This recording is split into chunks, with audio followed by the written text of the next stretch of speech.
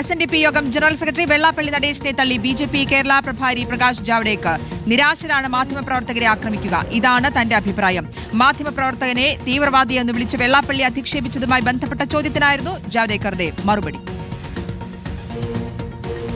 He told about a journalist who he's accused about he's a terrorist. Is there any case? There is no any such cases or there is no further records about. So desperate people attack journalists, verbally or physically. Verbally, he was. So verbally they attack only desperate people. That is my reaction. Leby സജിതനുണ്ട് വിശദാംശങ്ങളുമായി. ലെബി, വെള്ളാപ്പള്ളിയെ സന്ദർശിക്കുകയൊക്കെ ചെയ്തിരുന്നു, അതിനുശേഷമുള്ള ഒരു പ്രതികരണമാണോ ഇത്? എന്താണ് അദ്ദേഹത്തിന്റെ അഭിപ്രായം ഇക്കാര്യത്തിൽ? ശ്രുതി, വെള്ളാപ്പള്ളി നടേശനെ പൂർണ്ണമായും മറ്റു വിഷയങ്ങളിൽ രാഷ്ട്രീയമായി തള്ളുക എന്ന് വ്യാഖ്യാനിക്കരുത്.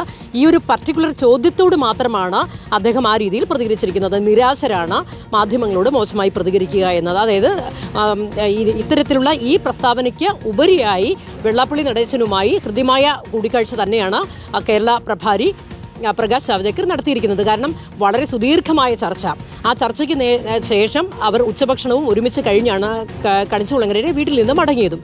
ആ സംഭാഷണം എന്ന് പറയുന്നത് തീർച്ചയായും അതിന് രാഷ്ട്രീയ മാനങ്ങളുള്ള സംഭാഷണം തന്നെയാണ്. അതായത് പ്രത്യേകിച്ച് സമീപ സമയത്തെല്ലാം വർഗീയ പരാമർശങ്ങൾ വെള്ളാപ്പള്ളി നടേശൻ നടത്തിയതെല്ലാം വിവാദമായിക്കൊണ്ടിരിക്കുകയാണ്.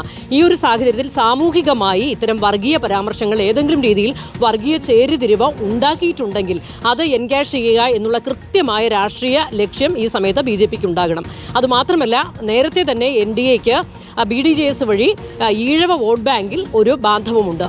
ഇത് കുറച്ചുകൂടി വെള്ളാപ്പള്ളി നടേശൻ വഴി കുറച്ചുകൂടി ശക്തമാക്കുക എന്നുള്ള കൃത്യമായ രാഷ്ട്രീയ ലക്ഷ്യം വച്ചുകൊണ്ട് തന്നെയാണ് പ്രകാശ് ജാവ്ദേക്കർ ഈ സമയത്ത് കണിച്ചുകുളങ്ങരയിലെത്തി ഇത്തരത്തിലൊരു കൂടിക്കാഴ്ച നടത്തിയത്. ശ്രുതി, ശരി. ലെബി സജീന്ദ്രനാണ് വിശദാംശങ്ങൾ നൽകിയത്.